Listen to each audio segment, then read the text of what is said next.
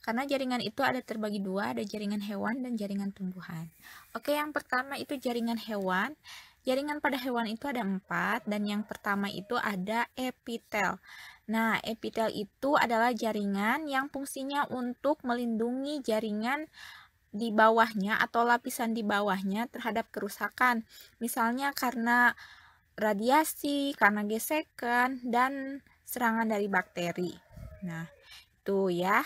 Terus jaringan ini berada pada bagian rongga dan tabung pada tubuh, serta membentuk kulit yang membungkus tubuh. Jadi intinya lapisan epitel itu berada di kulit salah satunya ya, yang fungsinya itu untuk melindungi bagian di bawahnya. Itu ya, yang pertama lapisan epitel. Oh, ini gambarnya ya. Gambar jaringan epitel. Nah, ini seperti lapisan pipih-pipih ya. Nah, ini lapisan yang membentuk kulit kita. Oke, yang kedua itu ada konektif atau penghubung ya. Nah, untuk jaringan konektif ataupun penghubung ini ada 4 macam. Yang pertama ada konektif penunjang. Ini contohnya itu adalah tulang rawan yang memberi kekuatan atau bantuan perlindungan pada bagian lemah dalam tubuh ya. Yang kedua ada konektif pengikat. Nah, ini fungsinya untuk mengikat bagian tubuh, contohnya tendon. Dan yang ketiga itu ada jaringan konektif berserat. Nah, ini untuk fungsinya sebagai bahan pengemas dan pengikat bagi sebagian besar organ, serta lintasan bagi pembuluh darah. Itu ya, konektif berserat. Dan yang keempat itu ada jaringan hematopoietik atau sumsum tulang belakang. Nah, ini merupakan sumber semua sel yang ada dalam darah. Nah, sumsum tulang belakang itu ada di punggung ya. Nah, itu ya jaringan konektif penghubung ada 4. Selanjutnya, ini ada gambarnya ya, gambar dari jaringan konektif itu macam-macam. Itu ada jenis tulang rawannya, bentuknya seperti itu. Ada jaringan ikat seperti itu gambarnya ya.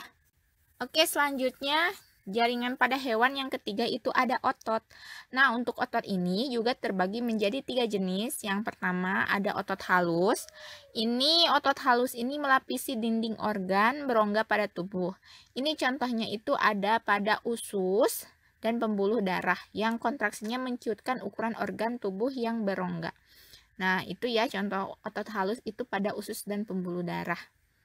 Terus yang kedua itu ada otot rangka. Ini otot rangka ini terdiri atas serat-serat panjang yang kontraksinya menimbulkan gerak pindah. Nah, dan juga terjadinya macam-macam gerak tubuh. Jadi, namanya juga otot rangka, berarti ini untuk alat gerak ya, otot untuk alat gerak. Terus yang ketiga itu ada otot jantung. Otot jantung itu berarti otot yang membentuk jantung, yang bisa memompakan darah ya.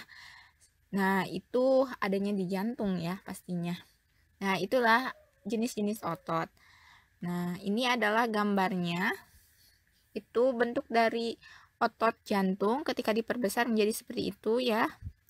Terus ini otot halus yang kedua itu di usus ya. Kalau diperbesar jenis jaringannya seperti itu. Dan otot rangka itu seperti contohnya di lengan ya. Di lengan atau kaki itu kalau diperbesar jaringannya seperti itu ya. Itu adalah jenis-jenis otot. Nah, selanjutnya jaringan pada hewan yang keempat itu ada yang disebut dengan saraf. Nah, sel saraf ini biasanya disebutnya neuron ya, yaitu sel-sel yang khusus menghantarkan impuls saraf elektron kimia. Jadi intinya kalau misalnya rangsangan ya, misalnya ada sentuhan, nah kita akan mendapatkan rangsangan. Rangsangan tersebut akan dilanjutkan berupa listrik ya, seperti sengatan listrik yang nantinya akan dilanjutkan untuk diproses misalnya di otak, apa yang harus dilakukan oleh anggota tubuh kita misalnya. Contohnya itu ketika cuaca panas, kulit kita akan mendapatkan rangsangan bahwa aduh ini panas gitu ya. Nah, otak itu akan menginstruksikan atau memerintahkan kepada kulit kita untuk mengeluarkan keringat ya. Itu jadi reaksinya ya. Ini gambarnya ya. Nah, tuh ini intinya, inti sel sarafnya. Ini semua sel saraf ini disebutnya neuron. Nah, oke, kalau yang bagian kecil-kecil bercabang itu adalah dendrit ya, bagian dari sel sarafnya. Oke, selanjutnya itu jaringan pada tumbuhan. Ini jaringan pada tumbuhan ada 5 macam ya. Yang pertama ada jaringan meristem yang fungsinya untuk membentuk akar, batang, cabang, dan daun yang terus aktif membelah. Jadi jaringan meristem ini disebut juga jaringan muda yang biasanya terdapat pada ujung akar, ujung daun, ujung batang ya, seperti itu. Itu adalah jaringan meristem yang ada seperti lendir-lendirnya seperti itu ya. Selanjutnya, yang kedua ada yang disebut dengan jaringan kolenkim ya. Jaringan kolenkim ini berfungsi untuk menguatkan tubuh tumbuhan. Jadi ini bagian kerasnya. Terus yang ketiga ada jaringan parenkim. Ini fungsinya jaringan parenkim ini untuk menyimpan cadangan makanan, air, udara, fotosintesis dan transportasi. Jadi cadangan makanan tumbuhan ini disimpannya di jaringan parenkim. Nah, yang keempat ada yang disebut dengan jaringan xilem dan phloem. Nah, kalau xilem itu disebut juga jaringan kayu. Fungsinya untuk mengangkut air, garam mineral, dan unsur hara dari akar ke daun dan seluruh jaringan tubuh tumbuhan. Ya, itu adalah xilem.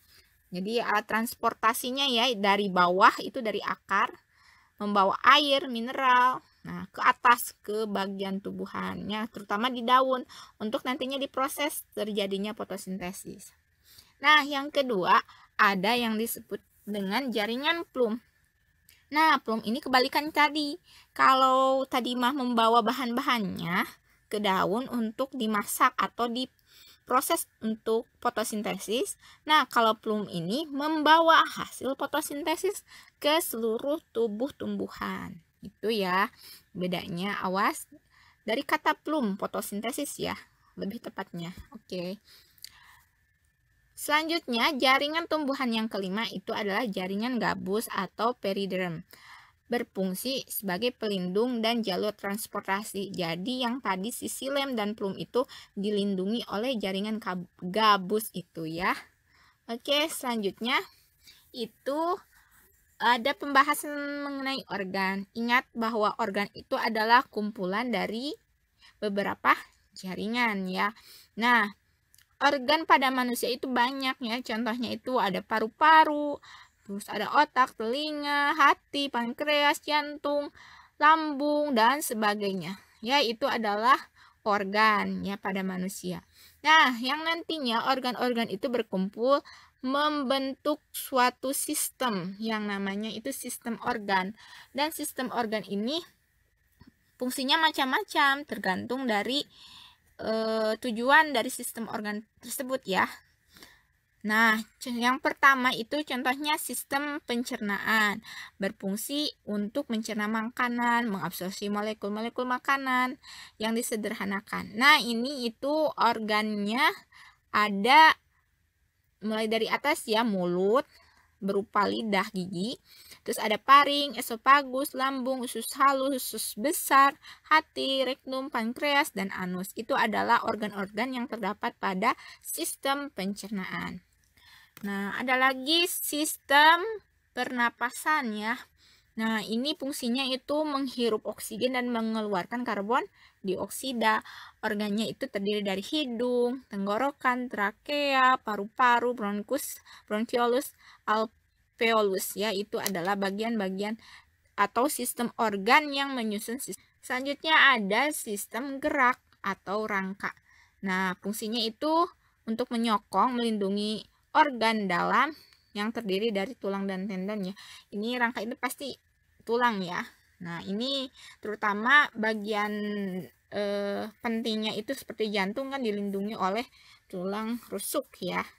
Oke, itu adalah sistem gerak.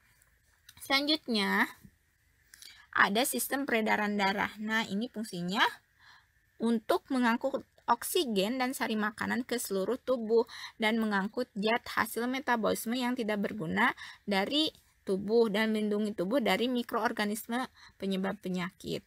Nah, sistem peredaran darah ini terdiri dari organnya itu adalah jantung, arteri, vena, kapiler, dan sel-sel darah. Nah, ini adalah sistem peredaran darah.